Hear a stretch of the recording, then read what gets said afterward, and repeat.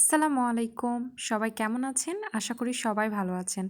আজকে আমি শীতের কিছু সবজি দিয়ে খিচুড়ি বানাবো। দেখতেই পাচ্ছেন সবজিগুলো আমি সুন্দর মতো করে কেটে নিয়েছি ভালোভাবে পরিষ্কার করে। গাজর, পেঁয়াজকলি, পাতাকপি, আলু, ব্রকলি এগুলো ভালোভাবে কেটে নেওয়ার পর পেঁয়াজ, রসুন, আদা, কাঁচামরিচ সবগুলো ধুয়ে একসাথে কেটে নিয়েছি। দেখতেই পাচ্ছেন এর মধ্যে চাল ডালও আমি ধুয়ে নিয়েছি। এভাবে ধুয়ে কিছুক্ষণ রাখার পর আমি এর মধ্যে পেঁয়াজ, আদা, রসুন কুচি সব অ্যাড করে দিলাম। এখন দেওয়ার পালা মশলা। খিচুড়িতে মশলাই অনেক গুরুত্বপূর্ণ। খিচুড়িতে ভালো মতো যদি মশলা দেওয়া যায় খিচুড়ি খেতে খুব ভালো হয়। প্রথমে আমি দিচ্ছি ধনিয়া গুঁড়া দিব 1 চা চামচ। তারপরে আমি দিব হলুদ গুঁড়ো 1 চা চামচ।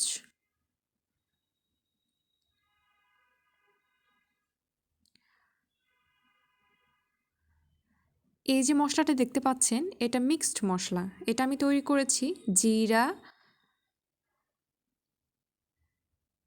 পাঁচফোড়ন এবং তার সাথে আরও অন্যান্য উপকরণ দিয়ে একসাথে টেলে নিয়ে তারপর এটা মিক্সচারে মিক্স করে নিয়েছি। এখন আমি দিব লবণ। লবণটা পরিমাণ মতো দিতে হবে, স্বাদ মতো। আর হালকা দিব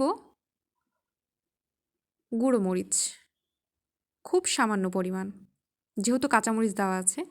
এখন তেল সয়াবিন তেল দিব।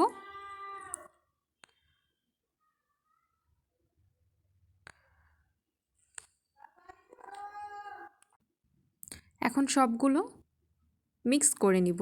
খুব ভালোভাবে মেশাতে হবে যাতে মশলাগুলো ঠিকমতো সব জায়গায় পৌঁছায়। এরপর আমি এর মধ্যে গরম পানি দিয়ে দিব। সবজি অথবা তরকারিতে আপনি যদি গরম পানি ব্যবহার করেন সেটা খুব তাড়াতাড়ি হয়ে যায়, রান্নাটা খুব তাড়াতাড়ি হয়ে যাবে। আমি 2 কাপ পরিমাণ দিলাম 1 কাপ পরিমাণ চালের জন্য।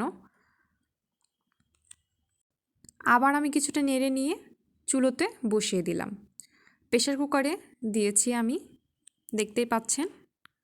এটা 10 মিনিট পর খুব সুন্দরভাবে হয়ে যাবে। প্রেসার কুকারে 3টি সিটি দিয়েছে, তার মানে আমার সবজি খিচুড়িটা হয়ে গেছে। এখন আমি একটা ডিম ভাজবো। শুধু তেলের মধ্যে ডিমটা ছেড়ে দিয়ে উপরে হালকা একটু লবণ দিয়ে হয়ে গেল। দেখতেই পাচ্ছেন আমার খিচুড়িটা একদম রেডি। আমি একটু নেড়ে নিচ্ছি। ফাইনালি আমার খিচুড়ি রেডি হয়ে গেছে। আসসালামু আলাইকুম।